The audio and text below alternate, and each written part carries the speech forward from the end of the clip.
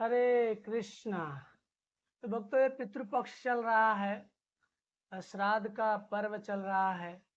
तो सभी भक्तों का प्रश्न आ रहा है कि हमें श्राद्ध क्यों करना चाहिए, श्राद्ध कैसे करना चाहिए, श्राद्ध कौन कर सकता है, क्या श्राद्ध करना जरूरी है। इन सारी चीज़ों का बहुत सारा प्रश्न है। तो आज के इस वीडियो में हम जानने का प्रयास करेंगे कि श्राद्ध क्यों करना चाहिए और श्राद्ध कैसे किया जाता है, श्राद्ध कौन कर सकता है, कौन नहीं कर सकता है। तो इन सब सारी चीज़ों के ऊपर आज हम चर्चा करने वाले हैं। तो वीडियो प्रारंभ करते हैं। हरे कृष्ण। तो सबसे पहले भक्तों, श्राद्ध का मतलब होता है श्रद्धा के द्वारा किया गया कर्म।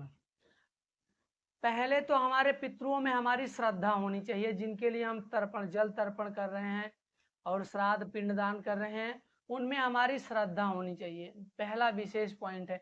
यदि हमारी श्रद्धा ही नहीं है तो श्राद्ध करके कोई फायदा नहीं मिलने वाला है। श्रद्धा अति अनिवार्य है। अब उसके बाद योग्य ब्राह्मण होने चाहिए। जो श्राद्ध कराने वाले ब्राह्मण हैं वो योग्य होने चाहिए, अयोग्य नहीं होने चाहिए। योग्य मंत्रों का उच्चारण होना चाहिए, योग समय में होना चाहिए श्राद्ध। इन सारी विषयों का विशेष ध्यान दिया जाता है। अब श्राद्ध जो है कब करें, अगर हमें पता नहीं है हमारे पितृ कब मर गए हैं, वो कोई भी हो, माता पिता दादी दादा जो भी है, कब उनकी मृत्यु हुई है, अगर मृत्यु की तिथि नहीं मालूम है तो आप अमावस्या के दिन श्राद्ध कर सकते हैं। लेकिन कोशिश करें कि जिस दिन उनकी मृत्यु हुई है, शरीर जलाया गया उस दिन नहीं, जिस दिन मृत्यु हुई, जिस दिन आत्मा ने शरीर का परित्याग किया है, श्राद्ध उसी दिन करना चाहिए।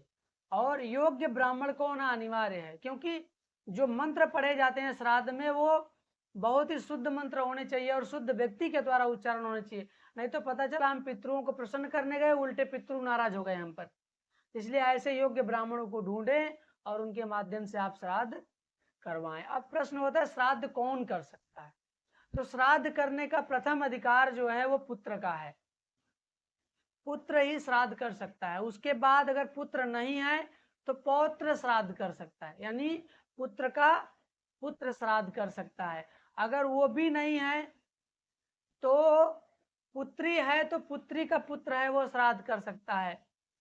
पुत्री का पुत्र भी नहीं है तो जो जिनकी मृत्यु हुई है उनके मित्र उनका श्राद्ध कर सकते हैं।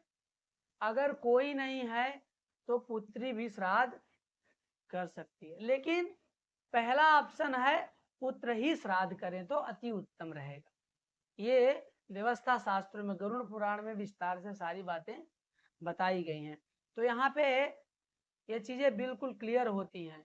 अगर कोई नहीं है तो बहू भी श्राद्ध कर सकती है। ठीक है। अब आता है कि हमें इन 15 दिन में ही क्यों पितृ को प्रसन्न करना है, पिंडदान करना चाहिए।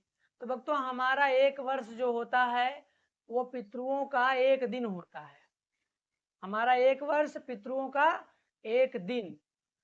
और ये जो 15 दिन है ना, ये पितृओं का लंच टाइम होता है। तो ध्यानपूर्वक सुनिएगा, पितृओं का लंच टाइम है। तो लंच टाइम में क्या करते हैं हम लोग, प्रसाद पाते हैं ना। तो ऐसे वो सब भी प्रसाद पाने के लिए एकत्रित होते हैं। तो जिनके जिनके बच्चे पिंडदान किए रहते हैं उनको तो भोजन मिल जाता है, लेकिन जिनके नालायक हैं पिंडदान नहीं करते उनको कुछ नहीं मिलता। आप सोचो, आप लंच में थाली लेके बैठो और आपके थाली में भोजन ही ना आए तो कैसा लगेगा। आप आशीर्वाद देंगे लोगों को? निश्चित गाली देंगे।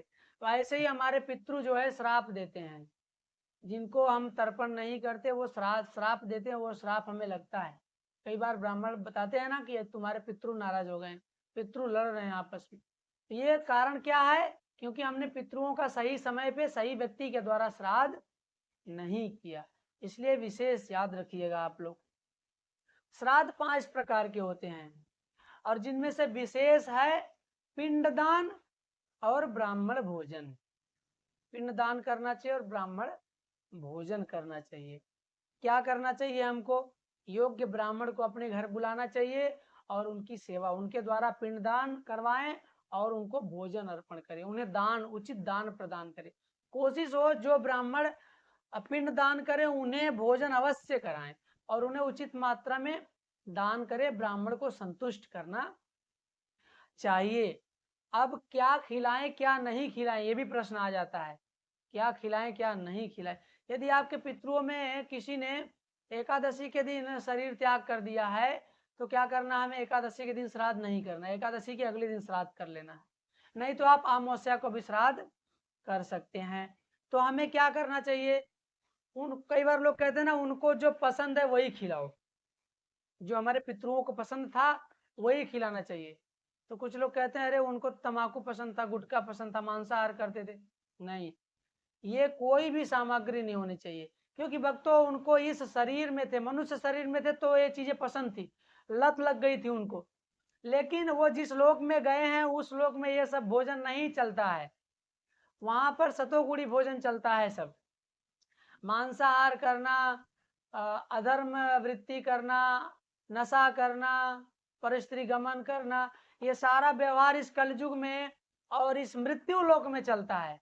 अन्य लोकों में, अन्य ग्रहों पर ऐसा व्यवहार नहीं है। इसलिए आपके पितृ दूसरे ग्रह में जा चुके हैं, इसलिए ये भोजन देकर भी आपको नहीं मिलने वाला है। इसलिए इन सब चीजों से बचें और पिंड दान करें। पिंड दान करने के बाद क्या करना है, उसी पिंड का 3 टुकड़ा करना है और 3 टुकड़ा करके एक गाय को, एक कुत्ते को और एक कौवे को खिलाना है। तीन तीन करके, 3 टुकड़ा करके पिंडदान का गाय, कुत्ता और कौवों को खिलाना है। और जो भी प्रसाद आप बनाएं, अन्न प्रसाद, उसे पहले भगवान को भोग रूप में अर्पण करें, उसके बाद अपने पितरों को प्रदान करें। ठीक है। और अब सेवाएं बहुत होती हैं पितृपक्ष में, तो हमें प्रयास करना चाहिए अपने घर शुद्ध भक्तों को, ब्राह्मणों को बुलाकर उचित सत्कार करें, उन्हें भोजन कराएं और अधिक से अधिक भगवान की कथा का श्रवण करें, भगवान के नामों का उच्चारण करें, क्योंकि भगवान की कथा सुनने से, भगवान का नाम उच्चारण करने से आपके पितृ परम प्रसन्न होते हैं। श्रीमद् भागवत में बहुत सारी स्तुतियां हैं। धुंधुकारी की कथा आप सुन लीजिएगा, उनको प्रेत योनि प्राप्त हुई, गोकर्ण महाराज ने सब कुछ किया, गया में श्राद्ध किया, फिर भी उनका उद्धार नहीं हुआ, लेकिन श्रीमद् भागवत कथा का श्रवण किया, उनको वैकुंठ गमन हो गया। तो इसलिए हमें अधिक से अधिक श्राद्ध में कथा श्रवण करनी चाहिए, हरिनाम जप करना चाहिए, भक्तों की संगति करनी चाहिए, भगवान को भोग अर्पण करना चाहिए और जितना हो सके शुद्ध सात्विक विचार में रहने का प्रयास करना चाहिए, अनर्थों का परित्याग कर देना चाहिए। हरे कृष्णा।